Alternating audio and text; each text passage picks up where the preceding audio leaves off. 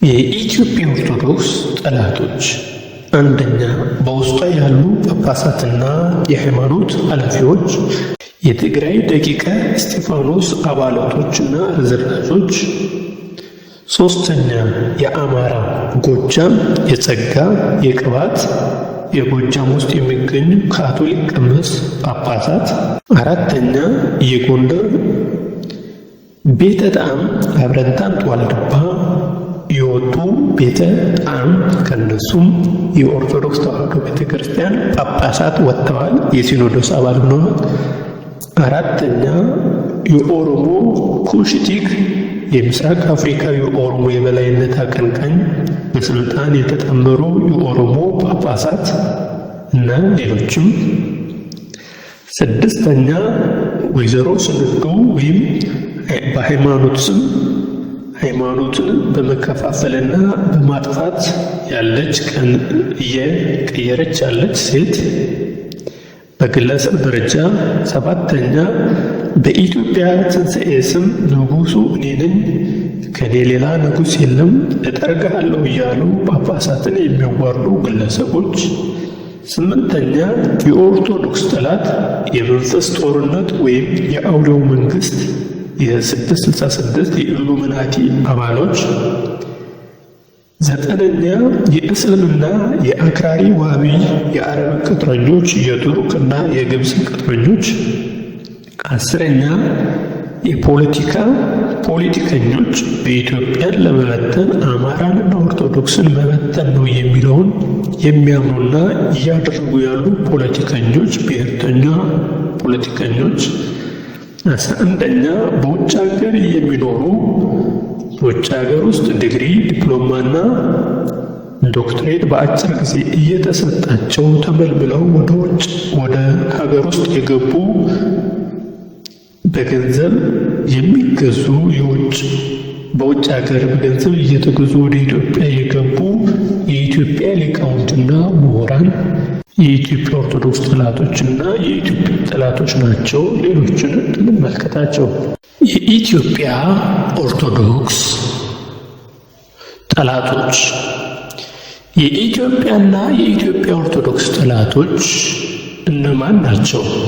ዋና ዋናዎቹ የኢትዮጵያ ኦርቶዶክስ ጠላቶች በውስጧ የተሸሸጉት በቤተ ክርስቲያን ያሉት የኢትዮጵያ ዋና ጳጳሳትና ኃላፊዎች ናቸው። ከእነዚህም ውስጥ እያንዳንዱን እንመልከታቸው። አንደኛ፣ በውስጧ ያሉ ጳጳሳትና የሃይማኖት ኃላፊዎች። እነዚህ በውስጧ ያሉ ጳጳሳትና የሃይማኖት ኃላፊዎች ሲመረጡ በእምነት ሳይሆን ለስልጣን፣ ለገንዘብ በብሔርተኞችና ፖለቲከኞች አጀንዳ ይዘው የተመረጡ ጳጳሳቶች ናቸው። ይህ ከዚህ ቀደም በወያኔ ዘመን የኢትዮጵያንና የኢትዮጵያ ኦርቶዶክስን ለማፍረስ መጀመሪያ የኢትዮጵያ ኦርቶዶክስን ማፈራረስ፣ ያኔ ሁሉም ነገር በእጃችን ይሆናል ያሉበት ጊዜ ነበር። በገሃድም አማራንና የኢትዮጵያ ኦርቶዶክስን አፈራርሰናታል ብለው የተናገሩበትም ዘመን ነበር። ይህም በመሆኑ በቀጥታ የኢትዮጵያ ኦርቶዶክስ ኃላፊዎችን፣ ጳጳሳቶችን በፖለቲካ ይዘዋቸው የፖለቲካ ኃላፊ አድርገው በዋናነት የጵጵስና ጧቸው። በመሆኑ ብሔርተኞች፣ ፖለቲከኞች የስልጣን ጥመኞች ሆነው እስካሁን ድረስ ያሉት እነዚሁም ጳጳሳቶች ናቸው። እነዚህ ጳጳሳቶች በአብዛኛው ከኋላቸው የፖለቲካ አጀንዳ፣ የብሔር አጀንዳ ያላቸው በመሆኑ አድርጉ ስሩ የተባሉትን የሚያደርጉ ጳጳሳቶች ናቸው። ይህም ከዚህ በፊት በወያኔ ዘመንም አሁን ባለው ዘመንም እያደረጉ ያሉት እነሱ ናቸው። በመሆኑም የተመሰረተው በፖለቲካ አጀንዳ ነው። ሁለተኛው፣ ትግራይ። የትግራይ ደቂቅ የደቂቅ እስጢፋኖስ የእስጢፍ ልጆች ናቸው። እነዚህ ጸረ ኢትዮጵያ ፕሮፓጋንዳዎችን በመጻፍ በታሪክን በማስገባት ጸረ ኦርቶዶክስ የሆኑ የውሸት ትርክቶችን በየገዳሙ በማስገባት ታሪክ እየሰረዙ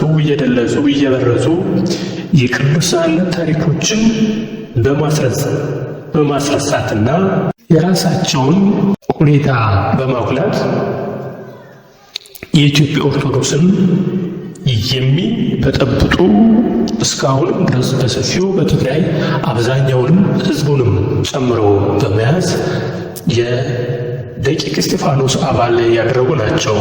ይህ በፓትርያርኮቹ ዙሪያ ያሉ ሴቶችም አሉ እስካሁን ድረስ በአቡነ ጳውሎስም ዘመን እሳቸውም በዚህ ሁኔታ ይታማሉ፣ ትግሬ ናቸውና። እሳቸውም ስለ ደቂቀ እስጢፋኖስ መጽሐፍ ጽፈው ነበር አቡነ ጳውሎስ። እሳቸውም የደቂቀ እስጢፋኖስ አባል መሆናቸውን የሚያሳይ በአብዛኛው ነገር ራሳቸው ጽፈዋል። ይህን አጥፍተዋል፣ ግን እንዲህ ባላደረጉ እያሉ ወጋ ጠቅም ያለ ጽሑፍ እንደጻፉ ይታወቃሉ እንጂ ሙሉ ለሙሉ አላወገዟቸውም። ምክንያቱም እሳቸውም ትግሬ ስለሆኑ ብሔርተኝነታቸው ይዟቸው፣ እንዲሁም ደግሞ ከልጅነታቸው ከአባቶቻቸው ጀምሮ ሲወርድ ሲዋረድ የመጣ ትምህርቱ ደቂቀ እስጢፋኖስ በአብዛኛው የትግራይ ሕዝብ አሁን ስሙን ቀይሮ መንበረ ሰላማ እየተባለ የመጡት ጳጳሳት ከዚሁ የወጡ ናቸው። አሁን ያሉት ጳጳሳት በራሳቸው ጊዜ ዋናውን ፓትርያርክ ኢትዮጵያ ውስጥ ያሉትን ሳያስፈቅዱ በራሳቸው ጊዜ ጵጵስና የተሾሙም አሉ። ይህም አቡነ ሰላማውያን ናቸው። እነዚህ አቡነ ሰላማውያን በዋናነት ደቂቀ እስጢፋኖሳውያን ናቸው። እነዚህ ደቂቀ እስጢፋኖስ ወይም ደቂቀ እስጢፋ የሚባሉት በአብዛኛው ጊዜ የአሁን ዘመን ሳይሆን በዋናነት ከ600 ዓመት በፊት የነበሩ መሆኑ ይታወቃል። እነዚህ ሰዎች ግን ስረ መሰረታቸው የአይሁዳዊ ዘር ያላቸው አይሁዳውያን እስራኤላውያን መሆናቸውም ይታወቃል። እነዚህ አይሁዳውያን እስራኤላውያን በአብዛኛዎቹ ለድንግል ማርያም መስገድ አያስፈልግም የሚባሉ፣ ጠለቅ ብለው ሲያዙ ደግሞ ሥላሴ የሚባልም የለም የሚሉ፣ አንድ እግዚአብሔር እንጂ ሥላሴ የሚባል በሥላሴ የማያምኑ፣ ኢየሱስ ክርስቶስ አልተወለደም የሚሉ ጠለቅ ተብሎ ሲያዙ ብዙ ምስጢር ያላቸው፣ በጻድቃን በሰማዕታት የማያምኑ፣ በመስቀል የማያምኑ ናቸው። ግን በሚገርም ሁኔታ እነዚህ በኢትዮጵያ ኦርቶዶክስ ቤተክርስቲያን በአብዛኛው በትግራይ ያሉ ሲሆን በዋናው በኢትዮጵያ ኦርቶዶክስ ቤተክርስቲያን ውስጥ ተሰግስገው ያሉ ጵጵስና የተሾሙ አሉ።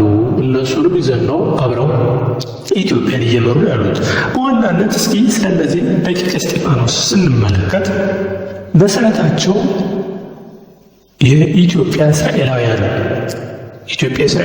ስንል በዋናነት ወደ ክርስትናነት የተመለሱትን ሳይሆን ከክርስትና ከተመለሱት አፈንግጠው ለጻድቃን ሰማዕታት አንሰግድም፣ ለመስቀልም አንሰግድም፣ ለድንግል ማርያም አይሰገድም፣ ለአንድ እግዚአብሔር በቀር ለሌላው ለማንም አንሰግድም ይላሉ። ጠበቅ አድርጎ ሲያዙ ደግሞ አንድ እግዚአብሔር ማን ነው ሲባል ስለ ሥላሴ አንድነት አያምኑም፣ ስለ ክርስቶስ መወለድም አያምኑም። ጠበቅ ብሎ ነገሩ ጠልቆ ሲታይ፣ ምክንያቱም እነሱ ገና ጌታ ይወለዳል የሚለውን ወደፊት የሚያምኑ የቤተ እስራኤላውያን ርዝራዦች ናቸውና። ስለዚህ እነዚህ ደቂቀ እስጢፋኖስ የሚባሉ ከእነዚህ ውስጥ በተለይ በአብዛኛው የትግራይ ሕዝብ በአብዛኛው እዛ ውስጥ የወጡ ናቸው። በተለይ በዋናነት ግን በቆየጻ ገዳም የቆየጻ ገዳም እንግዲህ በትግራይ ውስጥ የሚገኝ ታላቅ ገዳም ነው። ከእነዚህ ውስጥ በቆየጻ ገዳም አባ ሳሙኤል ዘቆየጻ የሚባሉ ታላቅ የተከበሩ ብዙ ተአምራት የሚያደርጉ የቤተ ክርስቲያን አባት ቅዱሳን ናቸው። ከእነሱ ውስጥ እሳቸው ከሞቱ በኋላ የነበሩት ሰዎች ናቸው። እንግዲህ ደቂቀ እስጢፋኖስን የበለጠ እያስፋፉ ሂደው በቆየጻ ገዳም ሂደው ነው ምንኩስና የወሰዱት አባ እስጢፋኖስ። እኒህ አባ እስጢፋኖስ ከዚያ በፊት ይህን ትምህርት ከቤተ እስራኤላውያን ጋር ያለ ነው። ቤተ እስራኤላውያን ደግሞ በፈጣሪ መወለድ አያምኑ፣ ግን ክርስቲያን ሆኑ ተብለዋል። ክርስቲያን ሲሆኑ ደግሞ ሁለት ሆኑ ማለት ነው። አንደኛ በክርስቶስ አያምኑ፣ በድንግል ማርያም ጭራሽ አያምኑ፣ በጻድቃን በሰማዕታት ምናምን ነገር አያምኑ። በኢትዮጵያ ኦርቶዶክስ ደግሞ ይሄ እምነት አለ። ስለዚህ ይሄ እጅግ በጣም ከፍተኛ ችግር ያመጡ ነበሩ። ጉንዳ ጉንዲቱ ቤተ ክርስቲያን ውስጥ የእነሱ ርዝራዥ የሆነ መጽሐፍትም ተገኝቷል። የመጨረሻው እዛ ነው የተገኘ። እንግዲህ በአብዛኛው የትግራይ ሕዝብ በእንደዚህ ሁኔታ የተማሩ ናቸው። በእነዚህ ውስጥ ደግሞ ጵጵስና ደረጃ የደረሱ አባቶች ተፈጥረዋል። ከነዚህ ከትግራይ የወጡት አብዛኛዎቹም በቤተ ክርስቲያን ተወግዘው አባነታቸው አቶ የተባሉ ጳጳስም እንደነበሩ ይታወቃል። ኋላ ተሳስቻለሁ ብለው የተመለሱ በአሁን ድረስ በጵጵስና ደረጃ ላይ ያሉ አሉ በኢትዮጵያ። እንግዲህ እነዚህ ደቂቀ እስጢፋኖስ የሚባሉት ናቸው። ገና መሲሁ ገና ይወለዳል ብለው የሚያምኑ ናቸው። አይሁዳዊ ናቸው። ብዙ ጊዜ ደግሞ ስራቸው አይሁዳውያን እንደሚታወቁት የአስማት ስራ የሚባል ነገር በሰዎች ላይ የመዋል ምናምንና የሸዋው ንጉሥ እንዲያርጉ ገደላቸው እየተባለ ስም ማጥፋት የሚያደርጉ ናቸው። ግን ዋና ጸረ ኢትዮጵያዊ፣ ጸረ ኦርቶዶክሳዊ፣ ጸረ ክርስቶሳዊ ናቸው። ለድንግል ማርያም አይሰገድም፣ ለመስቀል አይሰገድም ይላሉ። መስቀል መሰገድ የጀመረው አሁን ነው፣ እኛ ለማርያም አንሰግድም ከእግዚአብሔር በቀር ይላሉ። እነዚህ ሰዎች በሚገርም ሁኔታ አሁን ካሉት ጳጳሳት ወይም ከሞቱት ጳጳሳት ጀርባ ያሉ ሴቶች፣ ትልልቅ ሴቶች ይህን የእነሱ አማኝ ነበሩ። ከትግራዮቹ ጋር ሆነው ትግራዊ ሴቶች ለጳጳሱ ምግብ የሚያቀርቡ አድራጊ ፈጣሪዎች ሁሉ የነበሩ እምነታቸው ምንድን ነው? ለድንግል ማርያም ትሰግዳለች። በላይ እንስቶት እኛ ዋናው እንግዲህ አንድ እግዚአብሔር ብቻ ነው እያሉ የሚሸፍኑ በእምነታቸው ችግር ያለባቸው ግን ከኦርቶዶክስ ቤተክርስቲያን ዋነኛ አቀንቃኝ አጀንዳ ሰጭ ነበሩ። እነዚህ ናቸው እንግዲህ የትግራይ ደቂቀ እስጢፋ የሚባሉት በኢትዮጵያ ኦርቶዶክስ ቤተክርስቲያንን እያጠፉ ያሉ ዋናዎቹ ናቸው ማለት ነው። ብዙ ማለት ይቻል ነበር። የእነሱን የሚያራምዱላቸው ደግሞ በሚገርም ሁኔታ የጣሊያን ፋሽስት፣ ካቶሊኮች፣ ቤተ እስራኤላውያን፣ አሁን ደግሞ ትግራይ ውስጥ የትግራይ ብሔርተኞች እና መንበረ ሰላም። የትግራይ ብሔርተኞች ሳያውቁ ነው አብ ሲነካ ወልድ ይነካል ሲባል የእኛ ብሔር ተነካ ብለው ሳያስቡት እነዚህ መንበረ ሰላማዎችን እየደገፉ በሚገርም አሁን እንኳ በአብይ ዘመን እንኳ ከአሜሪካ መጥተው ጵጵስና ሲሾሙ ህዝቡን አላማከሩም። ህዝቡ ምንም ማድረግ አልቻለም። ዝም ብለው በራሳቸው ጊዜ እስከ መሾም ደረጃ የደረሱ ናቸውና እነዚህ የኢትዮጵያ ኦርቶዶክስ ዋና ጠላቶች ከሆኑት የትግራይ ሰዎች ውስጥ አንዱ ናቸው። ሁለተኛው አማራ ውስጥ ያለ ጎጃም። አማራ ውስጥ ያለ ጎጃም ውስጥ የጸጋና የቅባት አማኞች በጎጃም ውስጥ የሚገኙ ካቶሊክ ቀመስ የሆነ የጸጋና የቅባት እምነት ተከታዮች በጎጃም በአብዛኛው እየተስፋፋ የመጣው ነጮቹ ተወግዘው ከኢትዮጵያ ሀገር ሲባረሩ ወደ ሀገራቸው ሲሄዱ ሌላ ጥቁር ነጥብ በኢትዮጵያ ውስጥ ጥለን እንዴት እንለፍ በማለት አንዱን የጸጋ እምነት ተከታይ ኃላፊ አንዱን ደግሞ የቅባት ትምህርት ተብሎ ትምህርት ሰጥተው በኢትዮጵያ ኦርቶዶክስ ላይ ትልቅ ሾህ ጥለው የወጡ እንደሆኑ ይታወቃል። በዚህም የጸጋ በዚህም የቅባት ለሁሉም ብር ተሰጥተው ለሁሉም ትምህርት ውስጥ ለውስጥ እንዲያስተምሩ ተደርጎ ግን ይህን የሚያደርጉት ከኦርቶዶክስ ተዋሕዶ ቤተክርስቲያን ውስጥ ሆነው በኦርቶዶክስ ቤተክርስቲያን ውስጥ ነው። በሚገርም ሁኔታ ደግሞ አሁን ድረስ ያሉት እናት አባቶቻቸው ቅድመ አያቶቻቸው በዚህ ትምህርት ያለፉ መሆናቸው ናቸው። አብዛኛው ጎጃም የየትኛው ክፍል እንደሆነ ይታወቃል። ጸጋና የቅባት እምነት ያለው ከእነዚህ ውስጥ ደግሞ ጵጵስና ወጥቷል። ከእነሱ ውስጥ ጳጳስ ወጥቷል። እነዚህም ጳጳሳቶች በሲኖዶሱ ዋና አባል ናቸው። በሚገርም ሁኔታ ደግሞ እነሱም የጎጃሙን ገንጥለን ለብቻችን እንወስዳለን ብለው ተወግዘው ተሰድበው እንደገና የተመለሱ ህዝቡን ፈርተው ነው የተመለሱ። ሆኖም ግን ማን ይነካናል ብለው አሁንም ያለ ፍርሃት ያለ ማፈር የወገዙትና ያስወገዙትን ህዝብ አሁንም እየመሩ ያሉ ጳጳሳቶች ናቸው። ኦርቶዶክሶች ናቸው ትሏቸው አይደሉም። ቅባቶች ናቸው። የጸጋ አማኞች ናቸው። ስለ ኢየሱስ ክርስቶስ ትክክለኛ ስለ ድንግል ማርያም በኢትዮጵያ ኦርቶዶክስ በርዕት እይቱ በአንዷ በቀጥተኛዋ የኢትዮጵያ ኦርቶዶክስ ተዋሕዶ እምነት መሰረት የሚሄዱ አይደሉም። ግን የዘመኑ ሁኔታውንና እነሱንም ችለን በኢትዮጵያ ኦርቶዶክስ ቤተክርስቲያን የሲኖዶስ አባል ሆኖ አድራጊ ፈላጭ ቆራጭ ሆናለሁ። ይህ የሆነው እንግዲህ ይህም የቆየ ስር የሰደደ ነው። ከደቂቀ እስጢፋኖሶቹ ጋር ተመሳሳይ ታሪክነት ያለው ነው። ሆኖም ግን ልዩነት አለው። የቅባትና የጸጋ እምነት ተከታዮቹ አብዛኛዎቹ ከውጭ ሀገር ሚስዮናውያኖች ጋር የሚሄድ ነው። እነዚህ ሚስዮናውያኖች ያስተማሩት ትምህርት ትክክል እንዳልሆነ ሲባረሩ አብረው በገንዘብ እየገዙ ሲያስከትሏቸው የነበሮቹን ትልልቆቹን ቀሳውስቶቹን እነሱን ይህን ትምህርት አስተምሮ ዋና ኃላፊ አድርገው ሹመው ለማንም አትናገሩ ጊዜው ሲገለጥ ይሆናል ብለው ከቤተ ክርስቲያን ውስጥ ሆነው ከቤተ ክርስቲያን ጋር እየሄዱ ህዝቡን ቀስ በቀስ እያስተማሩ ከልጅ ልጅ እየደረሱ የሆኑ ነው። ብዙ ቅድመ አያቶች ትልልቅ እናቶች አሁን የጸጋ አማኞች በጎጃም ውስጥ አሉ። ያለምንም ፍርሃት ያለምንም እኔ የጸጋ አማኝ ነኝ እኔ የቅባት አማኝ ነኝ የሚሉ የጎጃም ባላገር ሴቶች ሁሉ አሉ። አያውቁትም። ምክንያቱም በዛን ዘመን ይህ እንዲደረግ ተደርጎ የተማሩ ናቸው። የእነሱ ልጆች ግን ምንድናችሁ ሲባሉ ኦርቶዶክስ ነን ይላሉ። ኦርቶዶክስ ነን ብለው ቤተክርስቲያን ይሄዳሉ። ግን እናት አባቶቻቸው የጸጋና የቅባት አማኞች ናቸው። በውስጥ ለውስጥ የጸጋና የቅባት አማኞች ናቸው። ፊት ለፊት ደግሞ የኦርቶዶክስ እምነት ተከታዮች ናቸው። እነዚህ ህዝቡ ራሱ የጎጃም ህዝብ እንግዲህ ጎጃም በአብዛኛው በትምህርት የታወቀ ነው፣ በቅኔ የታወቀ ነው። ስለዚህ ግዕዙ ትምህርቱን እስከ ሊቀ ጠበብት መሪጌታ የሆኑ ሰዎች ሁሉ ናቸው። እንግዲህ ሄደው እንደማንኛውም ጎንደር የሸዋ የኦርቶዶክስ ተዋሕዶ የቆሎ ተማሪ ሆነው ትምህርቱን ተምረዋል እና መሪጌታ የሆነ ትልልቅ ቦታ ደረጃ የደረሱ ናቸው። ትምህርታቸው ግን የቅባት እምነት ነው። ትምህርታቸው የጸጋ እምነት ነው። ተመልሰው ጭቃ የሚያሞቁት የጸጋን፣ ተመልሰው የሚያሞቁት የቅባት እምነት ነው። ይህ የሆነበት ዋናው ምክንያት ከልጅነታቸው ጀምረው ከሕፃንነታቸው ጀምረው እናቶቻቸው አባቶቻቸው በዛ ቀስ በቀስ በውስጡ ዝም በል ይህን አድርግ አታድርግ የተባሉ ሲያደርጉ ስለነበረ አሁን በጭንቅላታቸው ስላልወጣ ነው። በዚህ ጉዳይ ትልልቅ የኢትዮጵያ ኦርቶዶክስ አማኝ የሆኑት በጸጋ እምነትና የቅባት አማኝነታቸው የሚታሙ አሉ።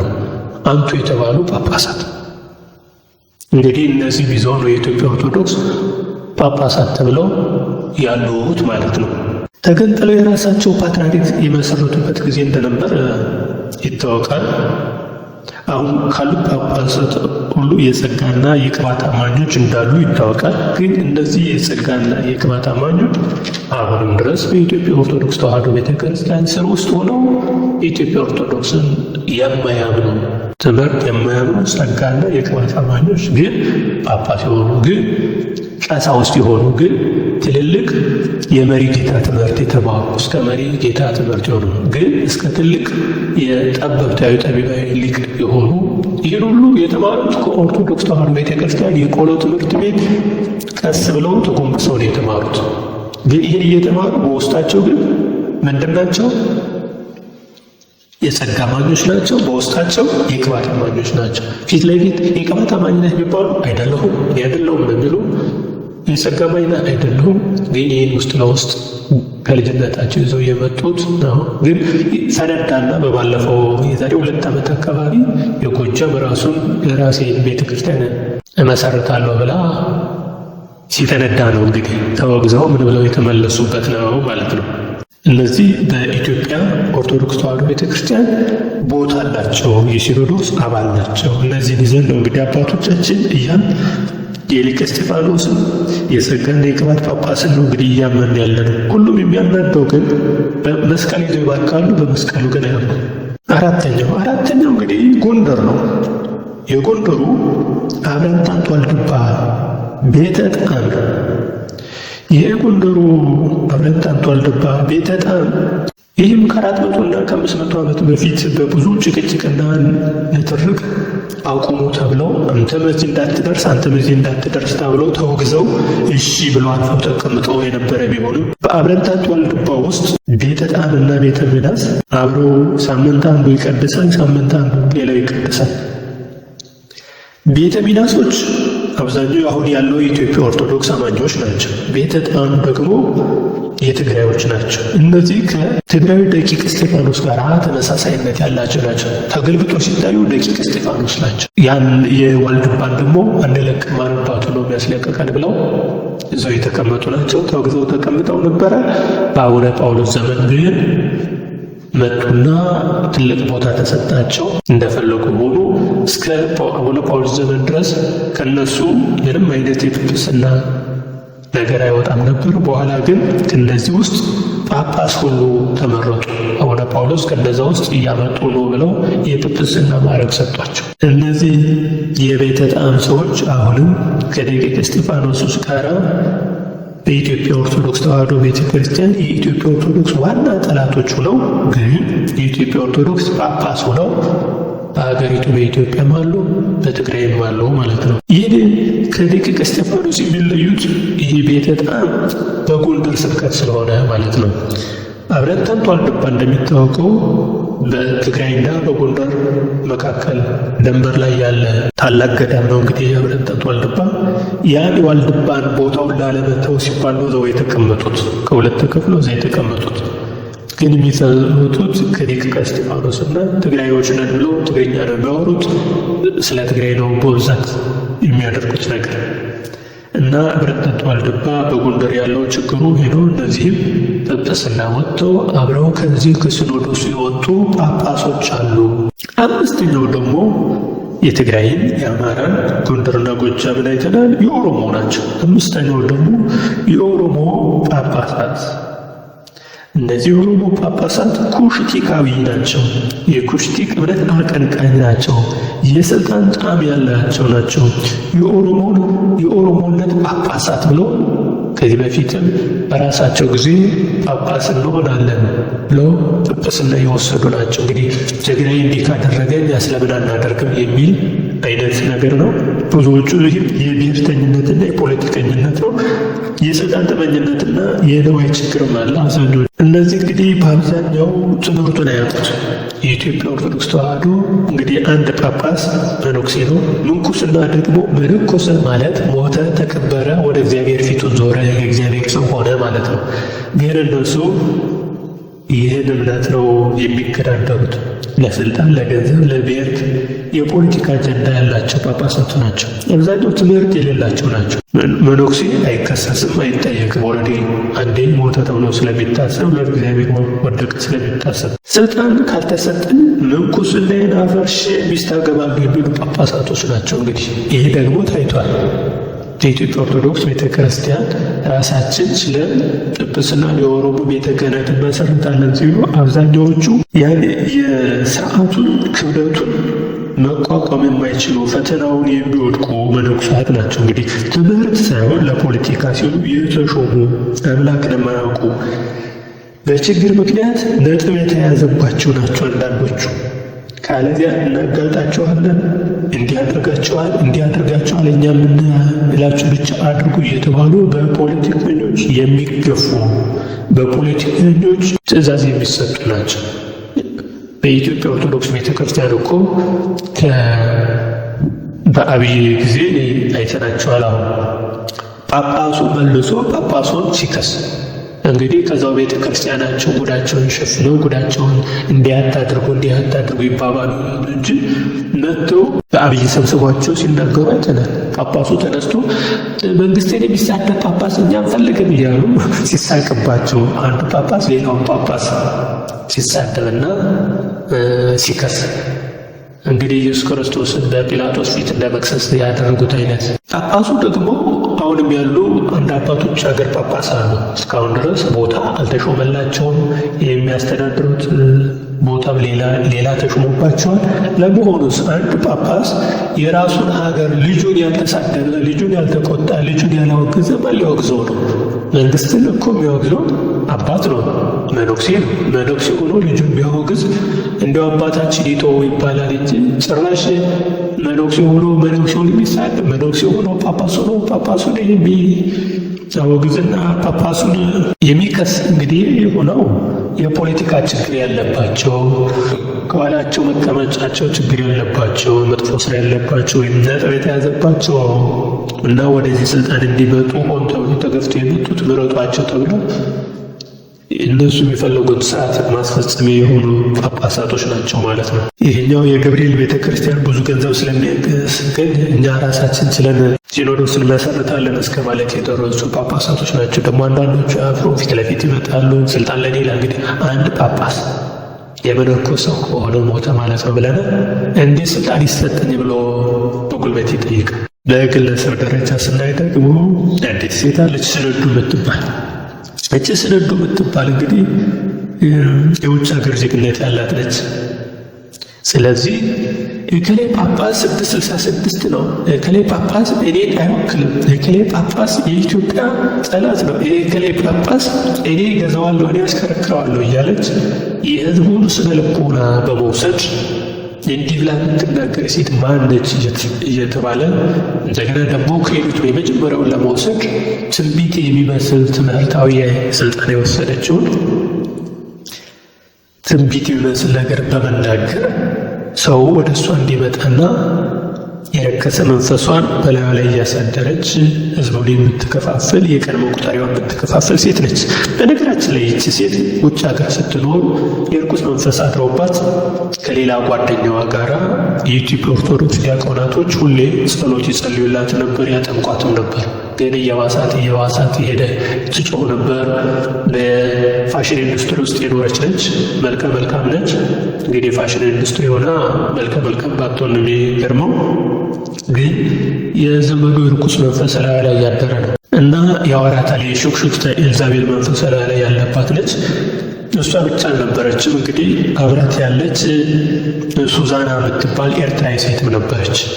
ያው ከዚች ከወይዘሮ ስንዱ ከምትባለው ከወይዘሮ ተበትን ካለችው ሴት ይልቅ ሱዛና የበለጠ የርኩስ መንፈሱ እላዋ ላይ አድሮ ብዙ ተአምር ያደርግ ነበረች። ሱዛና የምትባል ሴት ያውም በወቅቱ እንግሊዝ ሀገርና ሌላ አካባቢ ለመጠመቅ ሄዳ እላዋ ላይ ያለው ርኩስ መንፈስ በዓይኗ ብርሃን እስከ ማውጣት ድረስ የደረሰ የሚያጠምቃትን ቄስ ደንግጦ የወደቀ እስከዚህ ድረስ ኃይል የነበራት ሴት ነች። የርኩስ መንፈሱ ትልቅ ኃይል ነበረው ማለት ነው። እንግዲህ እና አጥማቂ መነኩሴ ደንግጦ ወጥቶ እየጮኸ ወጥቶ የሄደበት እላዩ ያለው እኔ መድኃኔዓለም ነኝ እያለ ብርሃን ከዓይኑ የሚያወጣ ህዝቡ እዛው ያለ ሊጠመቅ የወጣው ርኩስ መንፈስም ያለበትንም አብሮ ሲያስጮህ ነበር። አብሮ የሚጮህ ያም እየጮኸ ርኩስ መንፈሱ ይመሰክራል። እላዩ ላይ ያለው ከሱዛና ላይ ያለው ይጮኻል። ስለዚህ ህዝቡ ይረባሽ ነበርና ታላቅ አርያችማ ትልቅ እውነት መድኃኔዓለም መጣ እያለ ህዝቡ እኛን አደነን ሲል የነበረ ነው። ይች አብራት ማን ነበረች? ወይዘሮ ስንዱ ነበረች። ወይዘሮ ስንዱ እንግዲህ የማህበረሰቡ ስም ይመስላል። ስሟን በትክክል አላውቀውም፣ ስሟ አይታወቅም። ተበትን ወይም ስንዱ ነው የምትባለው። እሷም እላዩ ላይ ያለው መንፈስ ያስጨዋታል። ቤቷ ውስጥ ሁሌ ጸሎት ይደረጋል እና ይሄ ኤልዛቤል መንፈስ የጆሮ ሽኩሽኩታ ያሾካሾካት ነበር። እንዴት ሆኛለሽ አንቺ እንዴት አደርጋለች እያለ ያሾካሾካት ነበርና ይህን መቋቋም እዛ ሀገር ውስጥ ሆና መቋቋም ስላልቻለች ወደ ሀገር ቤት ተመለሰች። ስትመለስ ግን እጅግ በጣም ትልቅ የሆነ የኢትዮጵያ ኦርቶዶክስን ለማፍረስ ትልቅ ነገር ይዛን የመጣችው። ከዚህ ከመጣች በኋላ እንግሊዛዊ መሆኗን አልተናገረችም። ከዚህ ከመጣች በኋላ ውጭ ሀገር ያላችሁ ግቡ፣ ትንቢቱ እንዲህ ነው፣ ዓለም ትጠፋለች፣ የኢትዮጵያ ኦርቶዶክስ እንዲመጣ ነው፣ የዛሬ ዓመት የዛሬ 2 ዓመት እያለች ብዙዎች ትንቢት ስትናገር በኢትዮጵያ ውስጥ አንዲት ተበትን የምትባል ሴት መጣለች እና እያለ ብዙ ሕዝብ ቀሳውስቱ ሁሉ ሳይቀር መነኩሳት ሁሉ ሳይቀር በኢትዮጵያ ታላቅ ተአምር መጣ እየተባለ ተከትለዋት ነበር። ቤቷም ሄዳ ብዙ የጸበል የውሃ ጸበል የማጥመቂያ እንዲያድርጉ እያለች የቤተ ክርስቲያንን ስርዓት በሙሉ ራሷ ጋር በመውሰድ የራሷ በማስመሰል እንደገና ደግሞ በተቃራኒው የኢትዮጵያ ኦርቶዶክስ መሪዎች ጳጳሳቶቹን በሙሉ በመሳደብ የ66 አባል ናቸው በማለት ስም በማጥፋት ራሷ ትልቅ ስም አገኘች። እቺ የኢትዮጵያ ኦርቶዶክስ ጳጳሳትን የምትሳደብ ሴት ማነች ተብሎ ሰው ሁሉ አረች በእውነተኛዋ ማርያም ነች ብሎ ወደ እሷ ብዙ ሕዝብ ግልብጥ ብሎ ሄደ። ይህ የሆነው ከእሷ ያለው መንፈስ እየጠራ ሌሎች ርኩስ መንፈስ ያላቸው ሰዎች ወደ እሷ ቤት ይገባሉ እንጂ ንጹሕ የኢትዮጵያ ኦርቶዶክስ አማኞች እሷ ገይመቱ ውስጥ ያሉ ጋንጮና የተለያየ ርኩስ መንፈስ ያላቸው ሰዎች አሁንም ድረስ አሉ። ለእሷ የሚገዙ ተቸግረው ነው፣ ተይዘው ነው። እንኳን እነሱ አይደለም እሷ ተይዛ ነው፣ ተቸግራ ነው። እላዋ ያለው የርኩስ መንፈስ የዓለም ሕዝብ ያለው አሁን የርኩስ መንፈስ የያዘው እላዋ ላይ ስላለ የዝሙቱ መንፈስ ኃይለኛ የሶዶማውያን መንፈስ እላዋ ላይ ስላለ ያ ነው ቢቀጠቅጣት። እሱ ነው እንደፈለገ እንዲህ የሚያደርጋት። መውጣት ብትል እኮ አይዛት ነው፣ መውጣት አትችልም። የምትችለው እንግዲህ ደፋር ወይም ጠንካራ አባት ካለ በአጋጣሚ ይዞ ገርፎ ወይም ጸበል ጠምቆ ምን ብሎ ሊመለሳት ይችላል እንጂ እሷ ልውጣ ብትላት አንደፋድፎ ሊጥላት ይችላል። ይሄ አሁን እንዳየነው በየቤቱ በየባለ ሀብቱ ሆቴልና ትልልቅ ንግድ ድርጅት ያላቸው ሰዎች በጥንቆላ በእባብና በርኩስ መንፈስ በሀብቱ ነው የሚያገኙት። ከዛ ውጭ እንወጣለን ሲሉ ወይ ይገላቸዋል፣ ወይ ያጋጫቸዋል፣ የሆነ ነገር ያደርጋቸዋል። ይህችንም ሴት እንደዛ ነው የሚያደርጋት። የርኩስ መንፈስ ልውጣ ብትል አንደፋድፎ ነው የሚጥላት። በተልኳ ደግሞ በሚገርም ሁኔታ ተናጋሪ፣ ተመራማሪ እና የሚዲያ ሰው ነች። በዚህ ሁኔታ ነው ህዝቡን አንቃ ያዘች። አስቀድማ ኢንፎርሜሽን ትሰጥና ከዛ ኢንፎርሜሽን ሰብስባ ነው ነገሮችን እንትን የምትለው። እንዴት አድርጋ ህዝቡንም መያዝ እንዳለባት አጥንታ የመጣች ነች። ልትታሰር ተብላ ትታሰራለች። ግን እሷ እንግሊዛዊ ወይም የውጭ ሀገር ዜግነት ስላላት ወዲያውኑ ትፈታለች። ውጭ ሀገር ስለነበረች ብዙ ባለስልጣንና የውጭ ሀገር ባለሀብቶችን ታውቃለች። ብዙ ቆንጆ ሴቶችንና ብዙ ባለሀብት ቆንጆ ሴቶችን የሚያባረሩ ባለሀብቶችን ታውቃለች። እነሱ ገንዘብ ይልኩላታል። እንደፈለገች ማንኛውንም ነገር ታደርጋለች። በዋናነት ግን የኢትዮጵያ ኦርቶዶክስ እምነትን ማዳከም በግለሰብ ደረጃ ከተያዙት ከእነዚህ በጵጵስና ደረጃ ካሉት ከትግራይ የሊቀ እስጢፋኖስ የጸጋና የቅባት እምነት የቤተ ጣዕም ምናምን የኦሮሚያ ሲኖዶስ ምናምን ከሚሉት ውጭ በግሏ የኢትዮጵያ ኦርቶዶክስን ሰዎችን ለማንገዳገድና ለማፍረስ የተላከች ሴት ነች። አንደኛ ይህ ዋናው የቅድስት ድንግል ማርያም ጽላቷ እኔ ጋ ነው፣ ማርያም ስለሆነ እኔ ጋ ነች ብላ በድፍረት የተናገረች እቺ ትልቅ አጋንንት ያለባት ሴት ነች። ሁለተኛ የግሸኑ ማርያም ዋናው መስቀሉ እኔ ጋር ብላ የተናገረች ደፋር ኤልዛቤል መንፈስ ያለባት ነች። ዓለም የሚፈልገው ነው። ማንኛውም ኢትዮጵያዊ ጳጳስ እንኳ አይቶት የማያውቅ ከሕፃንነቱ ጀምሮ በድንግልና የኖረ መነኩሴ ከዚህ ገባ የማይባል ራሱ ዝቅ አድርጎ የሚኖር ለሀብትም ለንብረትም የማይታወቅ በሰዎች ዓይንም የማይገባ የሆነ መነኩሴ የሚጠብቃት እሱም የከሌ ተብሎ አይመረጥም። አንዱ አንዱን ይመርጣል፣ አንዱ አንዱን ይመርጣል። መራጩና ተመራጩ እንኳ አይታወቅም። ማን እንደመረጠው አይታወቅም። እሱን የሚወስደውም ሌላ አካል ነው። ሌላ ተመሳሳዩ ነገር ግን ከፊት ሆኖ ይደረጋል።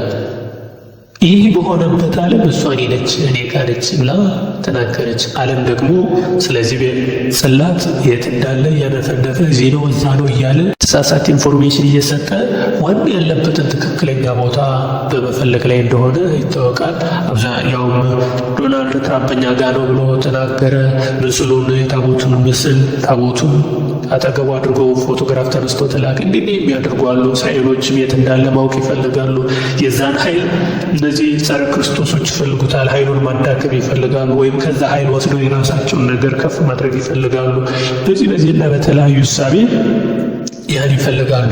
ግን ይቺ ሴት እኔ ጋ ነው ብላ ሞኙ ተላላው የኢትዮጵያ ኦርቶዶክስ ቤተክርስቲያን እዚህ ያለ እኮ ብለው ወስዶ የሚሰጣት መስሏት ነው። እንኳን ለእሷ እንዲህ ብሎ የሚናገር አይደለም።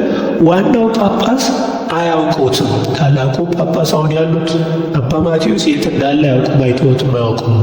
ያው የሟቹ አቡነ ጳውሎስ አምጡ አሳዩ ለዓለም አቀፍ የፕሬዚዳንት ስለነበሩ የእምነቶች ፕሬዚዳንት ስለነበሩ ይህም ተጠይቀው አወጣለሁ ለዓለም አቀፍ ዩኔስኮ አሳውቃለሁ ተብሎ ዩኔስኮ መቼም በነገራችን ላይ የኢትዮጵያንና መላውን የኦርቶዶክስ የእምነት ኃይል በሙሉ የት እንዳለና እንዴት አድርጎ መቆጣጠር እንዳለባቸው እየሰሩ ነው።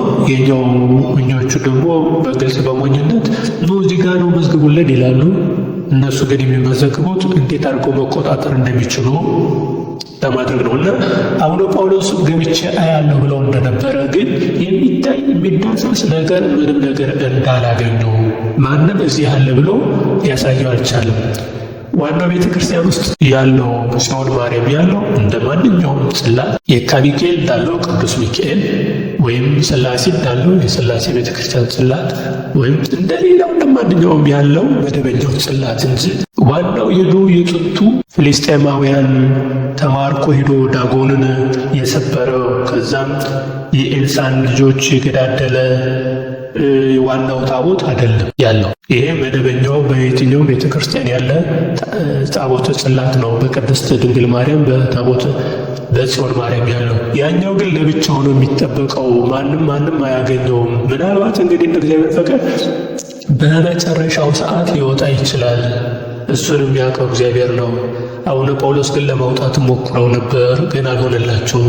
እህትመትን ግን ይህን ለማውጣት የተላከች እንዳንድ መስመር ሆና ነው ያለችው። ይህ ብቻ ሳይሆን የጌታችን መድኃኒታችን ኢየሱስ ክርስቶስ ስቅለቱንም እኔ ጋር ነው ብላለች። እንግዲህ ይሄ ዓለም ይፈልገዋል። ያ መስቀል ኃይል እንዳለው ስለሚታወቅ ዓለም ይፈልገዋልና ይህንም ለማውጣት አስባ ነው። ግን ይሄ ደግሞ ማንም አይቶት አያውቅም። ይህንም የጌታችን መድኃኒታችን ኢየሱስ ክርስቶስ የተሰቀለበት ሙሉ ግማደ መስቀሉ ማንም አይቶት አያውቅም። ምናልባት አዩት የሚባለው አፄ ዘርዓ ያዕቆብ ወይም ዳዊት የዳዊት ልጅ ሲመጣ አይተውት ሊሆን ይችላል። እሳቸው ግን ጉድጓድ አስቆፍረው አብሮት ከመጣ ከቅዱስ ጊዮርጊስ ከቅድስት አርሴማ እና ሌሎች አጽምና የቤተ ክርስቲያናት ዕቃ ጋር አብሮ ከመሬት ስር እንደተቀበረ እንደተቀመጠ ነው የሚታወቀው። ማንም አይቶትም ማንም ሰምቶትም ስለዛ ጉዳይ አያውቅም። እዛ ላይ ቤተ ክርስቲያን ተሰርቶ የት ላይ እንዳለም አይታወቅም፣ ተሰውሮ ነው ያለ። የታቦተ ጽዮን ቤተ ክርስቲያን እዚህ ያለ ጽላቱ የሚል ውሸታም ነው። ምክንያቱም ተደብቆ ተሰውሮ ነው ያለ። ከአፄ ዘርዓ ያዕቆብ በኋላ አንድ የኢትዮጵያ ኦርቶዶክስ ባለስልጣን ማለት ነው ንጉሥ እኔ ያለው ንጉሥ ነኝ ብሎ ያን ቦታ አስከፍታለሁ ተብሎ የብርሃን ፍላጽ መጥቶት አይኑ ምናምን አካባቢ ሁሉ ወጥቶ ደንግጦ እንደተመለሰ የሆነበት። እንደገና ደግሞ አፄ ምኒልክ እኔስ ንጉሥ አይደለሁም ተብሎ እንግዲህ የዛሬ 100 ዓመት አካባቢ እኔስ ንጉሥ አይደለሁም ወይ ማየት አለብኝ የጌታዬን መስቀል ብሎ አሳዩኝ ብለው ኧረ ተው እንዲህ አይነት ነገር አለ፣ ከዚህ በፊትም እንዲህ አይነት ንጉሥ መጥቶ ተመልሷል፣ ከዛ በኋላ ያየው የለም፣ ስለዚህ ተው ተብሎ ባይሆን መዳረሻውን ቦታውን አለበት የሚባለውን ቦታ እንኳ ዳስሼ ልመለስ ተብሎ በትልቅ እንጨት ረጅም እንጨት ይዘው ወደ ታች ወደ ተቀበረበት አካባቢ ቀስ አድርገው ትንቡክ የሚል የሆነ እንጨቱ የሆነ ነገር እንደነካ አይነት ነገር ስሜት ተሰምቷቸው ከዚህ በላይ አልዳፈርም በቃኝ ብለው የተመለሱበት ዘመን እንደነበረ አንዳንዴ መጽሐፈ ጤፉት ምናምን የሚባሉ መጽሐፍት ይናገራል። እንኳን ተበትል ሌሎች ንጉሳውያን እንኳ አላዩትም፣ አቡነ ጳውሎስም አላዩትም። ብዙ ሞክረዋል። ብዙ ጳጳሳት ግን የማይሆን የማይደረግ ነው። የት እንዳለ የሚናገር ማንም የለምና እና እቺ ሴት የኢትዮጵያ ኦርቶዶክስን ለማጥፋት የተነሳች ሴት ነች። ላዩ ላይ ያለው አጋንንት ነው እንግዲህ እንደሚያረጋት። ብዙ ጊዜ እንግዲህ የህዳርና ታኅሳስ ወር የተወለዱ ሰዎች አብረዋት ይኖራሉ ይባላል። እንግዲህ ያ ሌላትም እንጂ ሌላ ሰው አይቀርባትም ይባላል። እንግዲህ ያም ሌላ ጉዳይ ነው። እንደሱ የአጋንንት በተለያየ ጊዜ እምነትን የሚለዋወጡ ሰዎች ማለት ነው። እንግዲህ በህዳርና በታኅሳስ የሚወለዱ በተፈጥሯቸው እምነትን ይቃይራሉ ተብሎ ከእምነት ጋር አንዳንድ ሰዎች ይናገሩ ሰማለሁ። እውቀቱ የለኝም፣ ግን እነሱን መሰል ሰዎች ናቸው አብረዋት ያሉ ይባላል። እና እነሱም አጋንንት ላያቸው ስላለ እሱ አድርግ አጋንንቱ ነው እንዲህ አድርግ አታድርግ የሚል መንፈሱ ነው አብረው እንግዲህ ቀን እስከ መቀየር ምናምን እኛ የሷንን ምናምን እያሉ የቅድስት ለኢትዮጵያ ምናምን እያሉ የሚያወሩት እነሱ ናቸው እንጂ የእሷ የተቀደሰ መንፈስ የላትም ነው። ሌላው ከትውልዶች ያሉት ሰባተኛው የኢትዮጵያ ኦርቶዶክስ ጠላት በኢትዮጵያ ትንሣኤ ስም ንጉሡ እኔ ነኝ፣ ቴዎድሮስ እኔ ነኝ፣ ቴዎድሮስ ሲመጣ እንዲህ ያደርጋለሁ፣ ጠይም መልክ ያለው ረጅም ዘንግ ያለው እንዲህ ያደርጋል፣ ሲመጣ እንዲህ ያደርጋል እያሉ የሚናገሩ መጥፎ መንፈስ በላያቸው ላይ አድሮ ኦን የሚያስመስል እውነት እያስመሰላቸው የሚያናግራቸው በሽኩሽኩታ መንፈስ የሚያናግራቸው ሰዎች ናቸው እነዚህ። ይሄ በሽኩሽኩታ መንፈስ አንተ ንጉሥ ነህ የኢትዮጵያ እንዴት ታደርጋለህ ቢባል ብዙ አንድ አይደለም። በቅርብ ጊዜ እንኳን ከ3 ሰው በላይ በኢትዮጵያ መጥቷል ማለት ነው። አንደኛዋ ንግሥተ ነገሥት ነኝ ብላ ራሷን የሾመችው ነው። ከእሷ ጋርም የነበረ ሌላ ንጉሥ ነበር።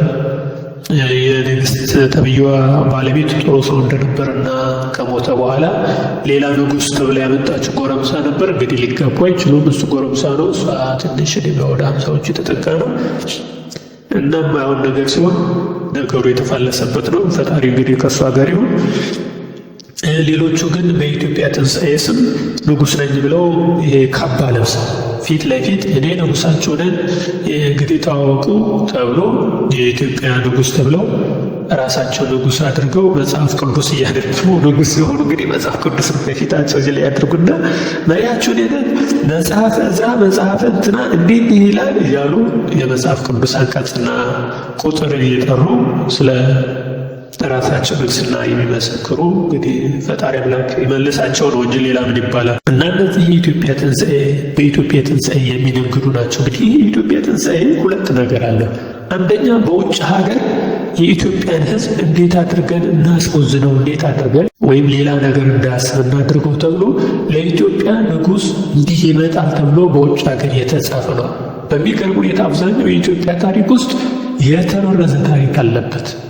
እኛ እየወሰደ ያለ ነው የተበረዘውን፣ ያልተበረዘውን ደግሞ አይገኝም፣ ሩቅ ቦታ ነው ያለ። የተበረዘውን ደግሞ የትም ቦታ ስላለ ያን እያነበብን ነው። አሁን ኢትዮጵያ ትንሣኤ ኢትዮጵያ ትንሣኤ ምናምን እያለ የኢትዮጵያ ትንሣኤ በኢትዮጵያ ብቻ እንኳን ከዚህ እስከ 2000 ዓመተ ምህረት ላይ እንኳን ወደ 4 ጊዜ 3 ጊዜ 4 ጊዜ በትክክለኛ የኢትዮጵያ ትንሣኤ ተደርጓል። አሁን ብቻ ይደረጋል የሚባሉ ለምን እንደሆነ አይገባኝም። ከዚህ በፊትም ተደርጓል። የኢትዮጵያ ትንሣኤ ባጭሩ ለማለት የሚፈልገው ምንድን ነው? በየ600 በየ700 ዓመት መከራና ችግር ይመጣል በየትኛውም ዓለም ላይ። ለምሳሌ 12 ወር አለ። ልክ ከ12 ወር ውስጥ በእኛ ሀገር ክረምት የመከራ ዘመን አይደል? ዝናብ ምናምን የሚጨፍንበት የመከራ ችግረኛ የሚሆንበት ነው። ህዝቡ የሚራብበት ዘመን ነው። ገበሬው ዘሩን ሁሉ ይጨርስና የሚበላው ያጣል። በተለይ መስከረም ጥቅምት ላይ የሚበላው ያጣና ሰኔ ላይ ለዘር ያጣል። ጥቅምት ላይ የሚበላው ያጣል። ህዳር ላይ የዘራው ዘር ይደርስለታልና እሸት ይበላል። ታኅሳስ ላይ ጥጋብ ይሆናል። እንደዚሁ ደግሞ በየ700 ዓመቱ መከራና ችግር የሚፈራረቅበት ዘመን ነው ተብሎ ይታሰባልና በዛ ዘመን ውስጥ መከራ ችግር ይመጣል። የአሁኑ ዘመንም እዛ ደርሰናል ነው እና በድሮ ዘመን የኢትዮጵያ ትንሣኤ የሆነው ለምሳሌ እንደ ምሳሌ ብናይ በ4ኛው ክፍለ ዘመን እስከ 5ኛው ክፍለ ዘመን በነበረው እርግጠኛ ሆኜ በሌላ ጊዜ ሊያመጣለሁ። በአክሱም ዘመነ መንግስት ላይ ታይቶ የማይታወቅ ረሃብ መጣ። የኢትዮጵያ መንግስትና ከግብፅ የመጡት አቡነ ሰላማዎች ከመንግስቱ ጋር ሆነው ህዝቡ ጋር እና ከቤተ ክህነቱ ጋር ተጣሉ። ህዝቡ፣ ቤተ ክህነቱ፣ ቤተ መንግስቱና አቡነ ሰላማ ከመጡት ጳጳሳት ከግብፅ የመጡት ጳጳሳት የኢትዮጵያ ኦርቶዶክስ የነበሩትን ጋራ ጠብ ተፈጠረ። ገደሏቸው። ያላደረጓቸው ነገር የለም። መንግስት በህዝቡ ላይ ያን ሲያደርግ መከራ መጣ። ባጭሩ ነው መከራ መጣ። ያ መከራ ምንድነው የሆነው? አብዛኛው መንግስቱ ሞተ፣ ጳጳሱም ተገደሉ፣ ረሃብ መጣ፣ መሪ ጠፋ። ሰው የሚበላው አጥቶ አንዳንዱ 3 ዓመት፣ አንዳንዱ የለም 3 ወር ነው፣ የለም 3 ቀን ነው ይላል። እንዳሁኑ ዘመን ከሆነ ማለት ነው። 3 ወሯ እንደ 3 ዓመት፣ 3 ዓመቷ እንደ 3 ቀን ሆና ያ ዘመን አለፈ። መከራ ሰው የሚበላው አጥቶ የአይጥ መዓት መጥቶ እንዳለ የአካባቢውን እህል ሰብል አጠፋው። አረ በቃ እንግዲህ እህሉ ተበልቶ አለቀ በአይጥ ሲባል አይጡ ጋፕ ሲያረክ ደግሞ አንበጣ መጣና ደግሞ የቀረውን ጨረሰው። ከዛ የሚበላ የሚላስ የሚጠጣ ጠፍቶ ውሃ ሁሉ ደርቆ ሰው የሞተውን አንበጣ አድርቆ ቆልቶ አድርቆ ያን እንደ ዱቄት እየበተነ እየበላ ያዘመን አለፈ። አንዳንድ ይሄ አንበጣ ቆርጣሚ ምናምን የሚባለው የመጣው በዛ ዘመን ነው። ያ ሁሉ ዘመን አልፎ ከዛ በኋላ ያ ሁሉ ሕዝብ ካለቀ በኋላ ዝናብ ዘነበ። ዝናብ ዘንቦ ልል ተብሎ እንደገና ሌላ ጳጳስ ከግብፅ መጥቶ ንጉሡን እሺ ብሎ ተቀብሎ ከዛ ጊዜ በኋላ ደግሞ ጦርነት ጠፋ። ሕዝቡ እንደ ልብ እህል በእህል መሬቷ በቃ የተሰጣችን ታበቅል ጀመር። ከብቱ፣ በጉ፣ ላሙ፣ ወተቱ እንደ ልብ ወተቱን መስጠት ጀመር። አይ እነዛ የሞቱ ዘመኖቻችን አሁን ይሄን ባዩ የተባለበት ዘመን ነበርና ያ የኢትዮጵያ ትንሣኤ ይባላል። እንደገና ከዛሬ 400 ዓመት በፊትም የኢትዮጵያ ኦርቶዶክስ ቤተክርስቲያን የተባለ በተለይ አማራ የተባለ የኢትዮጵያ ኦርቶዶክስ ማተም ያደረገ በሙሉ እየተገደለ አንገቱ እየተቆረጠ ሕዝቡ ባዶ ሆኖ አልቆ ነበር። ልክ ንጉሡም የትም ወድቀው ነበር። በቃ ሸሽተው የትም ሄደው ነበር። አባራሪያቸው እንዳይነግስ ንጉሥ ካልማረከ መንገስ አይችልም፣ ሕዝቡ እሺ አይለውም። ስለዚህ እሳቸውን ሲያባል ንጉሥ ሳይመሰርት እንዲሁ ሁለቱም የትም ቀሩ። ንጉሡም ታመው ሞቱ። ከዛ ልጃቸው ቤተ ክርስቲያን ውስጥ ትምህርት እየተማረ ስራ እየተማረ የንግስና ትምህርት እየተማረ የቤተ ክርስቲያን ትምህርት እየተማረ ሕፃኑ ሰይፍ አስታጥቀው መነኩሳቱ እንግዲህ ውጣና አንተነ ንጉሥ አሉት። ኧረ እኔ ሕፃን ነኝ እንዴት ወጥቼ ነው ንጉሥም መሆን ሲባል እግዚአብሔር ይረዳል ተቀብታል ብለው ቀብተው ሸኙት። ሂዶ ወታደሩን አስከትሎ ፈረስ ላይ ሲወጣ ግርማ ሞገስ አግኝቶ ሕዝቡ ልልልል ንጉሥ አገኘን እያለ ተከተለው። ከዛ በኋላ ጦርነት የሚባልም ጠፋ። መሬትም የሰጣትን ነገር ሁሉ ተቀብላ ማምረት ማብቀል ጀመረች።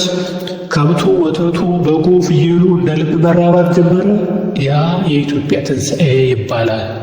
አሁንም ደግሞ የኢትዮጵያ ትንሣኤ ይመጣል ሲባል አንዳንዶቹ ቴዎድሮስ የሚባል ረጅም ዘንግ የሚሉ አሉ። እንደዛ ማለት አይደለም። አሁን ዘመኑ የመጥፎ ዘመን መጣ ማለት የጥሩ ዘመን መጀመሪያ ማለት ነው። ጥሩ ዘመን ሊመጣ ሲል መጥፎም እጅግ በጣም ይከብዳል እና በረጅም ዘንግ ይነግሣል ሲባል አሁን ቴዎድሮስ እንዲህ ነኝ ምናምን የሚባለው ሁሉ የውሸት ነው። አፄ ቴዎድሮስም እንዲህ ብለው መጥተው ነበር፣ ግን እሳቸው እንዳልሆነ አወቁ። ግን አፄ ቴዎድሮስ የሆኑ ኢትዮጵያን እንዳደርገው እውነት ነው ተብሎ ነበር፣ ግን አይደለም። መከራና ስቃይን ያለፈ እንግዲህ 700 ዓመት ሲደርስ እንግዲህ አሁን ሊሆን ይችላል። ይህም ሁለት ነገር አለው። አንደኛው የጌታ ኢየሱስ ክርስቶስ የሚመጣበት በዳግም ምጽአት አካባቢ ነው ንጉሥ ቴዎድሮስ ይመጣል ተብሎ የሚታሰበው። ያም በዓለም ላይ ያለውን የቴክኖሎጂ ሁኔታ የሚቋቋም የነዛን ርኩስ መንፈስ የሚያቅና የሚያከሽፍ ንጉሥ ይመጣል ተብሎ የሚታሰበው ነው። እሱ አሁን ይሁን ወደፊት ይሁን ገና አልታወቀም። በእሱ ዘመን ጊዜ ጦርነት አይኖርም ማለት ነው። በዘንግ ይገዛል ማለት ክላሽ ወይም መሳሪያ ይጠፋል፣ ያልቃል። ጦርነት አይኖርም ማለት ነው እንጂ በዘንግ አንተ ወደዚህ አንተ ወደዚህ ብሎ ይነግሳል ማለት አይደለም። እና ይሄን ሁሉ እናስብ። አብዛኞቹ ግን ይሄን ሆን ተብለው በኢትዮጵያ ኦርቶዶክስ ተዋሕዶ ቤተ ክርስቲያን ውስጥ ችግር እንዲፈጠር ሆን ተብሎ ሰው ስራ እንዳይሰራ የተጻፈ መጽሐፍ ሊሆን ስለሚችል ብዙውን ነገር አትመኑ። ካመናችሁ ባላችሁበት ለኢትዮጵያ የተሻለ መንግስት ይመጣል። ከዛ አድርሰን ጦርነት የሌለበት፣ መከራ የሌለበት፣ ስቃይ የሌለበት፣ የእህል ራብ ችግር የሌለበት መንግስት ይመጣል። ያን አስቡ፣ ይመጣል። ከዛ ያደርሰን በሉና ጸልዩ፣ ወደ ጌታ ወደቁ ነው። እንግዲህ ንጉሥ ነኝ ምናምን የሚሉ ሰዎች የሹክሹክታ መንፈስ ላያቸው ላይ ያለ ነው። እንዲህ ትሆናላችሁ እያለ አሁን ያለው የሹክሹክታ መንፈስ ያለበት ዘመን ነው። እሱ ነው እንዲህ የሚያደርግ እና ተበትኑ ሁሉ በሹክሹክታ መንፈስ ነው እንዲህ ትደርጊያለሽ፣ እንዲህ ትሆኛለሽ።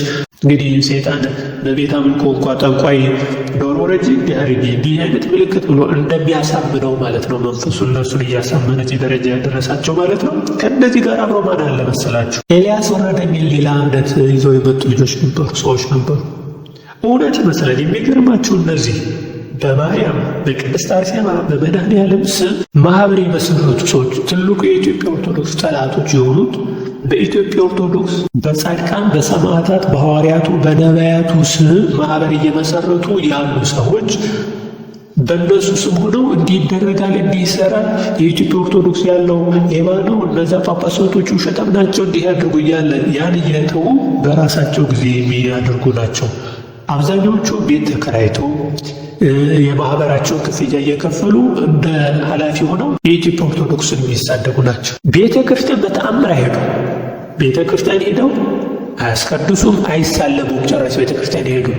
ከቤታቸው ተነስተው ግን ከዛ በማህበር ቤታቸው የማርያም ስም ወይ በአርሴሳ ስም ወይ በቅድስት አንዱ በቅዱሳን በመድኃኔዓለም ስም ማህበር መስርተው ከዛ ከቤታቸው ሆነው እንዲህ ርጉማን ሆኖ እናንተ እንዲህ የተደረጋችሁ ሁሉ እያሉ እየረገሙ ርኩስ መንፈስ ላያቸው እንደ ኤልዛቤል መንፈስ እያደረጉ እየጠመቁ ጸበል እያደረጉ በህብረት ጸሎት እያደረጉ ያሉ ሰዎች በኢትዮጵያ ውስጥ ብዙ ናቸው።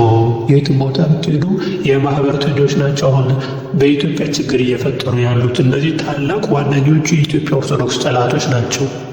ቤተክርስቲያን ሄዱ ሲሉ አይሄዱ። እነዚህ ሌቦች ጳጳሶች እንዲህ ምናምን ይላል። ጳጳስ ሌባ ሆነ ምን ሆነ የሚያገኘው እግዚአብሔር ነው ስራውን የሚሰጠው። ስለዚህ ዋናው ምንም ይሁን በኢትዮጵያ ኦርቶዶክስ እምነት ሄዳችሁ ተሳለሙ፣ ስገዱ፣ ምን በሉ እንጂ አንሄድም ማለት። እንደገና የራሳችን የኤልያስ መንፈስ አለ፣ የደቂቀ እስጢፋኖስ መንፈስ አለ፣ ትንሣኤ ብርሃነ ምናምን እንዲህ ነው ምናምን እያላችሁ ከቤተ ክርስቲያን የራቃችሁና ራሳችሁን በቤት ውስጥ ጸሎት የምታደርጉ የኢትዮጵያ ኦርቶዶክስ ዋና ጠላቶች ናቸው። ስለዚህ ከነሱ ተጠንቀቁ። የኢትዮጵያ ኦርቶዶክስ ጠላቶች እነሱ ሲሆኑ፣ ዘጠነኛው የእስልምና የአክራሪ ዋሃብይነት ተከታይ የአረብ ቅጥረኞች የሆኑ እነዚህ የኢትዮጵያ ኦርቶዶክስ ተዋሕዶ ዋና ጠላቶች ናቸው። ዋናውን የኢትዮጵያ እስልምና ሃይማኖት አይመለከትም። በኢትዮጵያ ሁለት እምነት አለ። አንደኛው ክርስትና አለ፣ ሁለተኛው ደግሞ እስልምና ነው። እነዚህ በአንድ አምላክ የሚያምኑ በፈጣሪ የሚያምኑ ናቸው። እነዚህ ግን የእስልምና እምነት ተከታዮቹ ግን የቀደምት የነበሩት የዛሬ ሺህ ዓመት የነበሩት ትክክለኛ በፈጣሪ የሚያምኑ ናቸው። እንደ ኢትዮጵያ ኦርቶዶክስ በፈጣሪ የሚያምኑ ናቸው።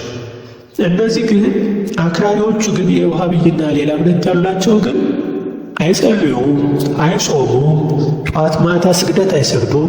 ሰላት የሚሉትን የ7 ሰዓቱን የ10 ሰዓቱን የሰላት ስግደት አይሰግዱም። የገደለ ገነት ይገባል ነው የሚያምኑ የኢትዮጵያ ኦርቶዶክስ ጠላት የራሱ የእስልምና ጠላት ናቸው። እንደዚህ አብዛኛዎቹ አክራሪዎቹ የአረብ ቅጥረኞች ናቸው።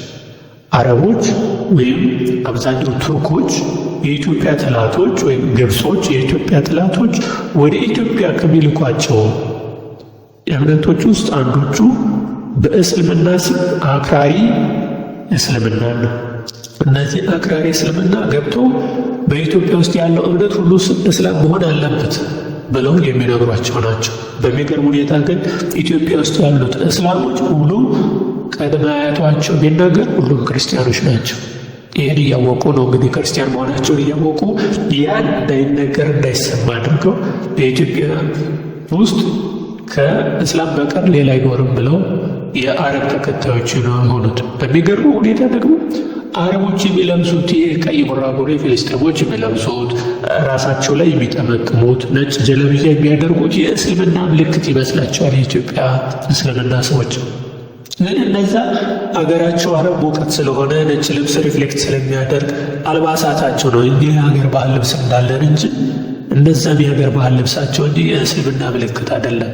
ይህን ደግሞ ራሳቸው ፍልስጤማውያን ኦርቶዶክስ የሆኑ ፍልስጤማውያን ክርስቲያን የሆኑ ቱርክ ክርስቲያን የሆኑ ያን ልብስ ጀለብያውን አድርገው ነጭ ረጅም ቀሚስ አድርገው እላይ ላይ ያለውን ነገር ራሳቸውን ጠምጥመው መስቀል አስረው አሳይተዋል። ኢትዮጵያ እስልምና ተከታዮች ይህን አውቃችሁ የጥንቱን የእስልምና እምነታቸውን አድርጎ እንጂ አክራሪ ውሃብይና የአረብ ቅጥረኛ የግብፅ ቅጥረኛ የሆናችሁ የኢትዮጵያና የኢትዮጵያ ኦርቶዶክስ ዋና ጠላቶች ናቸው ነው።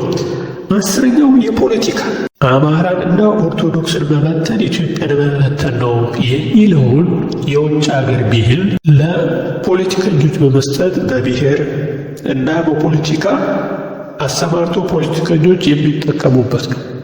ይህን ደግሞ የትግራይ ፖለቲከኞች አድርገውታል።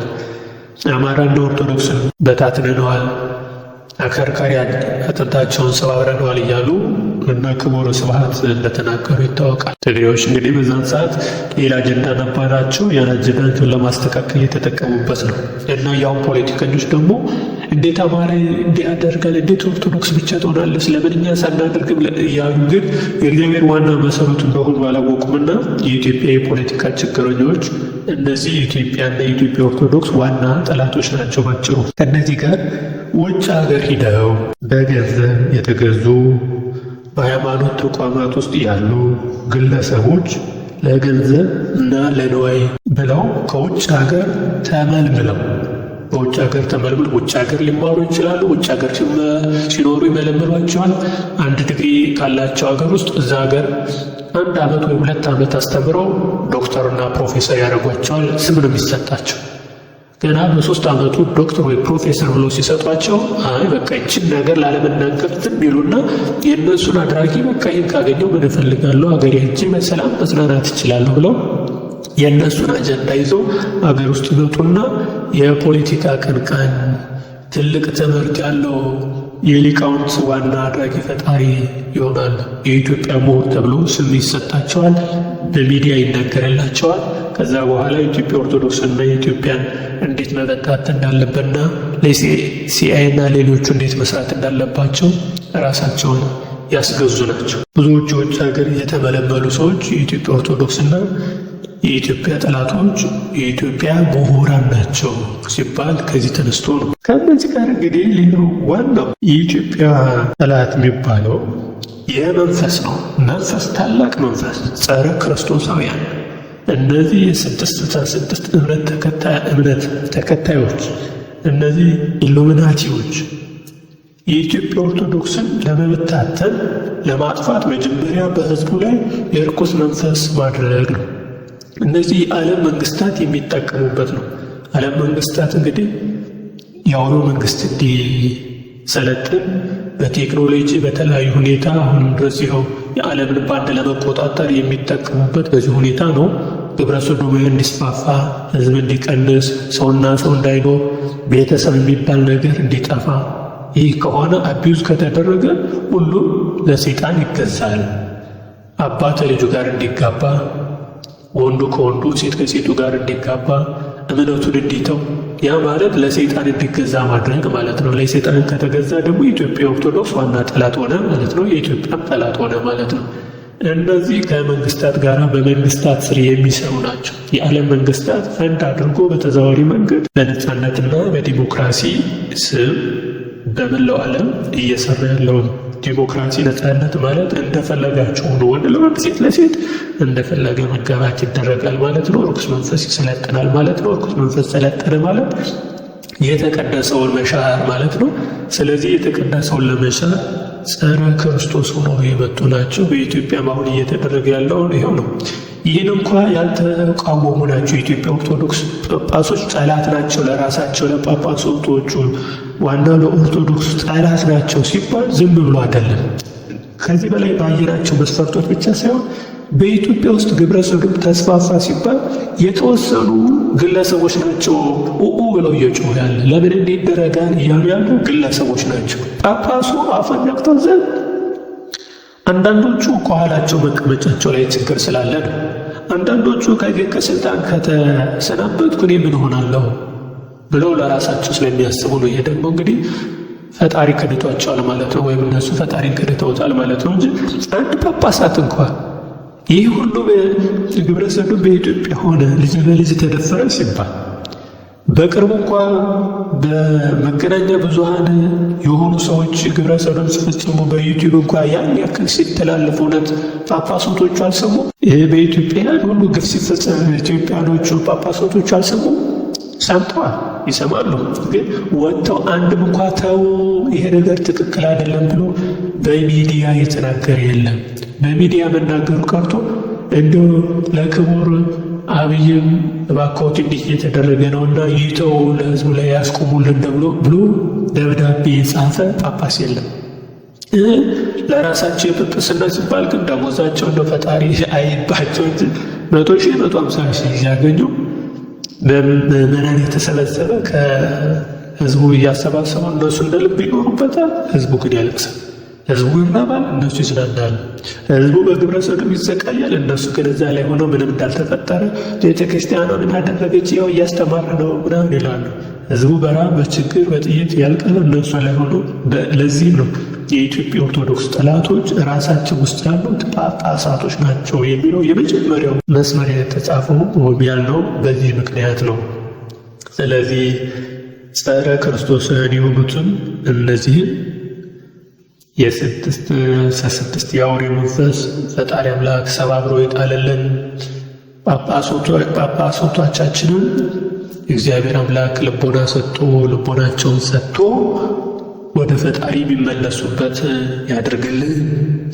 እነዚህ የጸጋ የቅባት ደቂቀ እስጢፋኖስ እነዚህ ቤተ ጣዕም ምናምን እየተባሉ ያሉትን ሁሉ ሰባብሮ ወደ ኢትዮጵያ ኦርቶዶክስ ተዋሕዶ ቤተክርስቲያን የሚመለስ ያድርግልን። ሌሎቹም እነዚህ ግለሰቦች የማርያም እንደተገለጠችልን ኤልያስ ወረደ እና ሌሎች ንጉሡ ከሌ ምናምን እያሉና በማርያም በመድኃኔዓለም በምናምን ስም ያሉት ሰዎች እነሱን ልቦና ሰጥቶ ወደ አንዲት የኢትዮጵያ ኦርቶዶክስ ተዋሕዶ ቤተክርስቲያን ይመለስልን ያደርግልን። ብዙዎቻችሁ ኢትዮጵያ ኦርቶዶክስ ተዋሕዶ ሲባል ትጠላላችሁ። ምክንያቱም ኦርቶዶክስ የሚለው ምንድን ነው የውጭ ነው ምናምን ትላላችሁ። በትክክለኛ ኦርቶዶክስ ማለት ቀጥተኛ ማለት ነው። በኢትዮጵያ ወይም በግዕዝ ርትዕ ማለት ነው። ርትዕ ተዋሕዶ ነው። ድሮ በኢትዮጵያ ኦርቶዶክስ ተዋሕዶ ቤተክርስቲያን የመጀመሪያው ርትዕ ተዋሕዶ ነው ይባል። ሰለስት ቤቶች የሚባሉት ወይም 318ቱ የዓለም አቀፍ የቤተ ክርስቲያን ጉባኤ አርዮስን ሲያወግዙ ከተለያየ ሀገር ተሰብስበው የዓለም ቤተ ክርስቲያን እምነት እንዴት መሆን እንዳለበት ሲደነግጉ ያን ድንጋጌ በዋናነት እኛ ይዘን ተቀመጥን።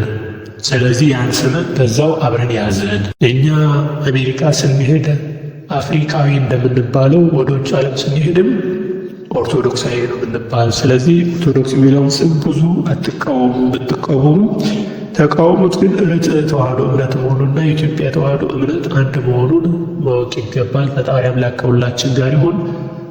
ለእግዚአብሔር ይባርክን፣ ይቀድሰን። መጪው ዘመን መልካም ጾም ያደርግልን።